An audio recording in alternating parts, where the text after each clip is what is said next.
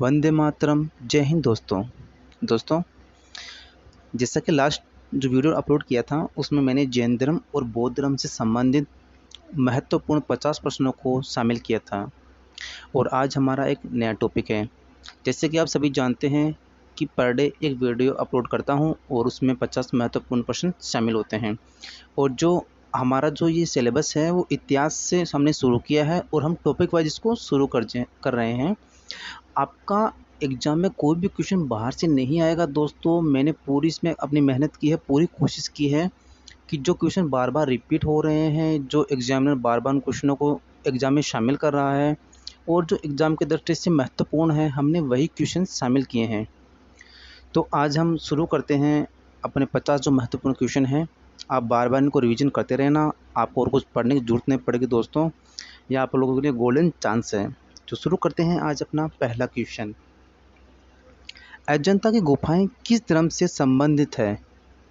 तो अजंता की गुफाएं बौद्ध धर्म की महायान शाखा से संबंधित है। नेक्स्ट क्वेश्चन, विष्णु शर्मा द्वारा रचित लेख है। विष्णु शर्मा ने पंचतंत्र की रचना की है और उसकी भाषा अगर पूछे तो वह भाषा थी संस्कृत। नेक्स्ट क्वेश्चन, पृथ्वी सूर्य के चारों ओर घूमती है, यह सर्वप्रथम किसने बताया? तो यह बताया था आर्यभट्ट ने।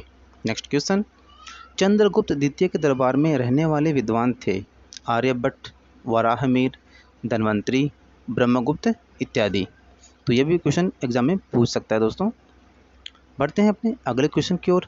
किस काल को भारतीय इतिहास का स्वर्ण काल कहा जाता है? तो ये क्वेश्चन बहुत बार एग्जाम में रिपीट हुआ है, गुप्त काल। नेक्स्ट क्वेश्चन, हर्षवर्धन के दरबार का प्रसिद्ध दरबारी कवि था। तो वह था बाणभट्ट। नेक्स्ट क्वेश्चन, हर्षचरित्र का लेखक है। तो जैसा कि हमने पिछले क्वेश्चन पढ़ा है कि इसका जो दरबारी कवि था वो बाणभट्ट था।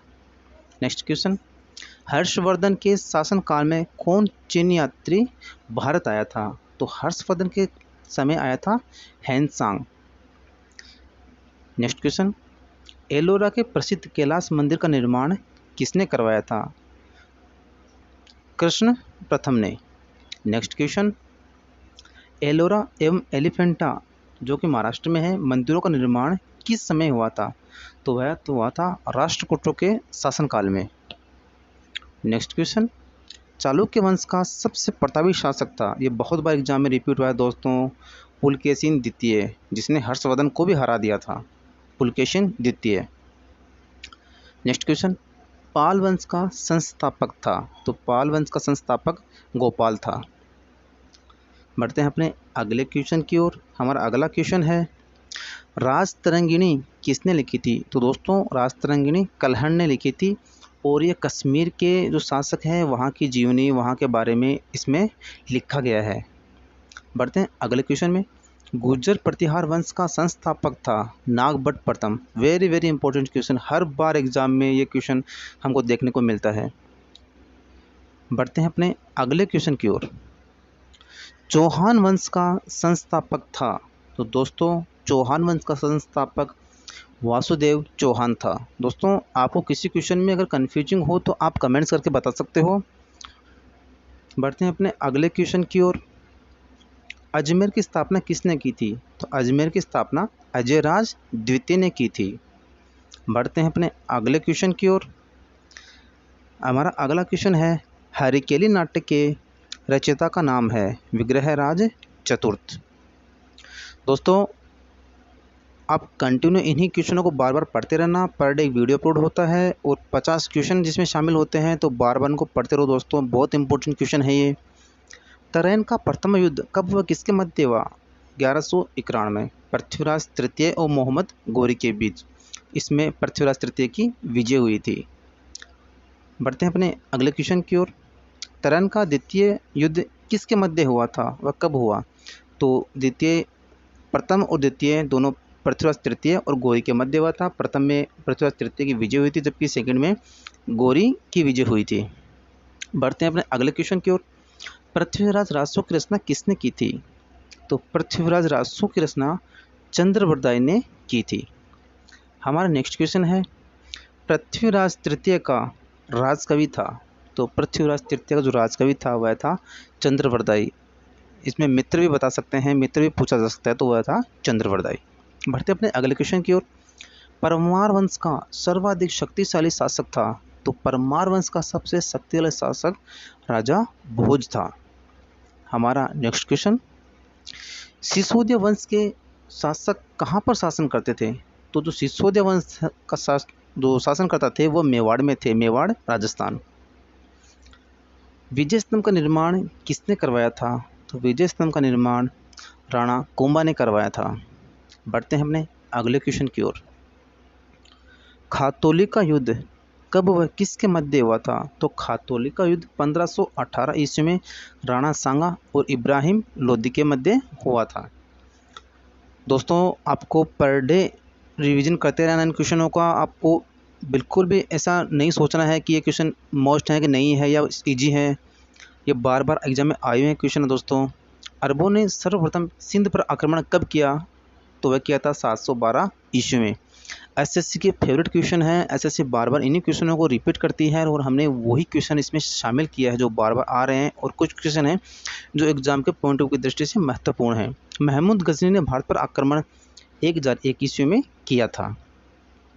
बढ़ते हैं अगले क्वेश्चन की ओर। महमूद गजनी का सबसे जो चर्चित आक्रमण था वह कौन सा था?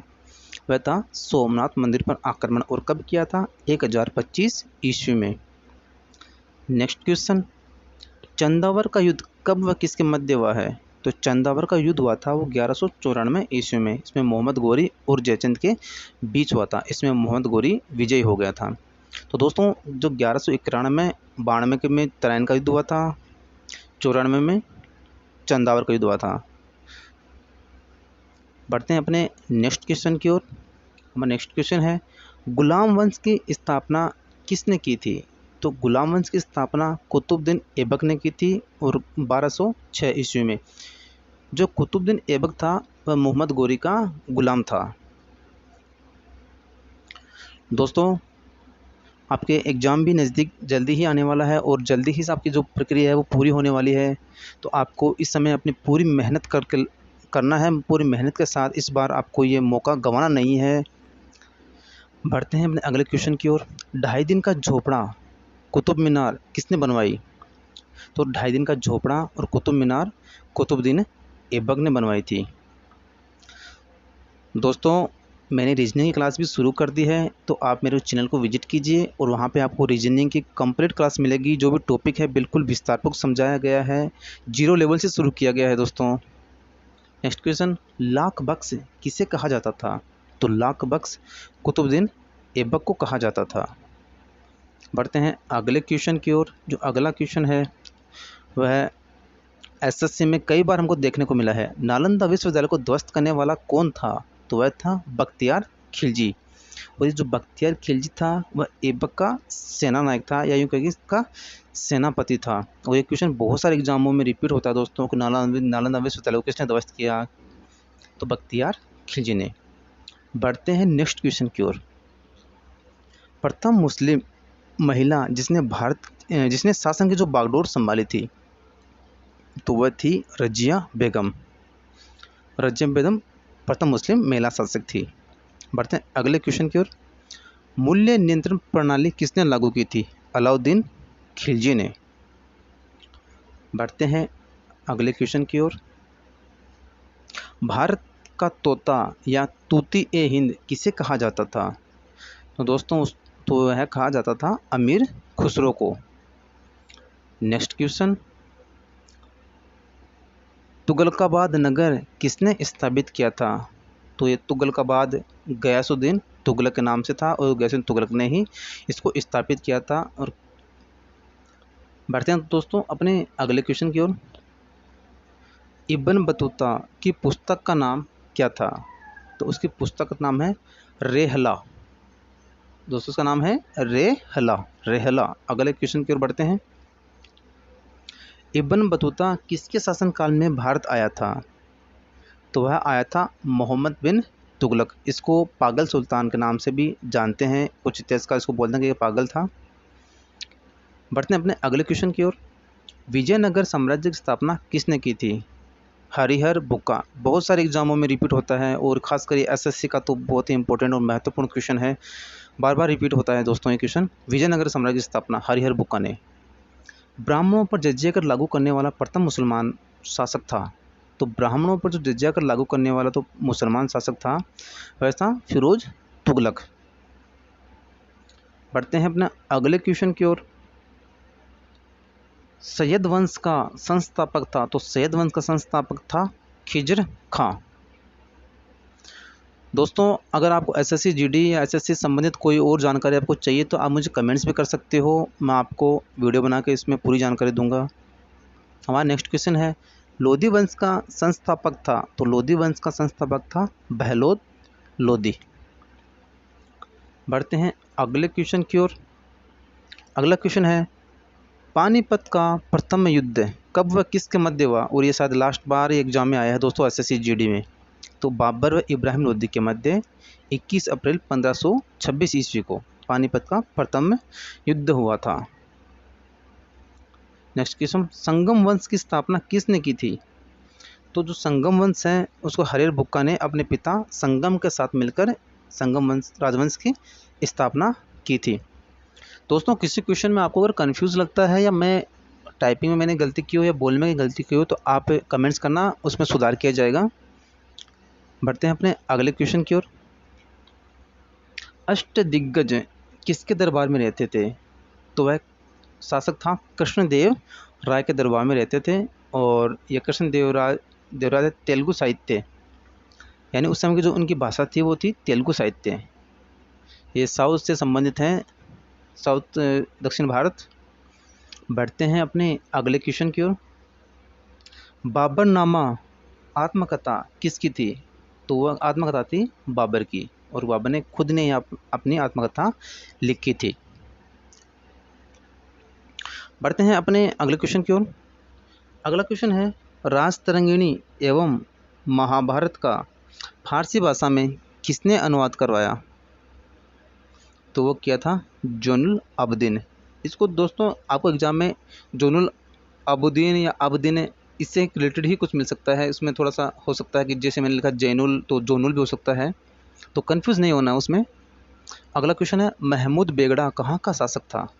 तो महमूद बेगड़ा गुजरात का शासक था।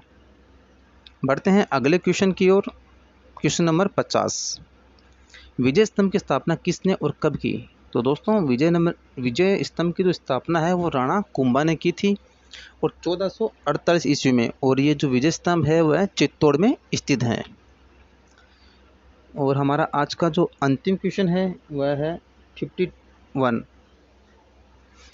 Number question. खानवा का युद्ध कब व किसके मध्य हुआ। तो खानवा का युद्ध 1527 ईस्वी में राणा सांगा और बाबर के मध्य हुआ था। दोस्तों अगर आपको ये सीरीज़ अच्छी लग रही है तो चैनल को लाइक कीजिए, सब्सक्राइब कीजिए और अपने दोस्तों तक शेयर कीजिए ताकि सभी तक ये वीडियो पहुंच सके। और दोस्तों मिलते हैं अगले वीडियो में, तब तक खुश रहो, मस्त रहो, स्वस्थ रहो। किसी प्रकार की कोई जानकारी चाहिए तो आप कमेंट्स कर सकते हो। वंदे मातरम, जय हिंद।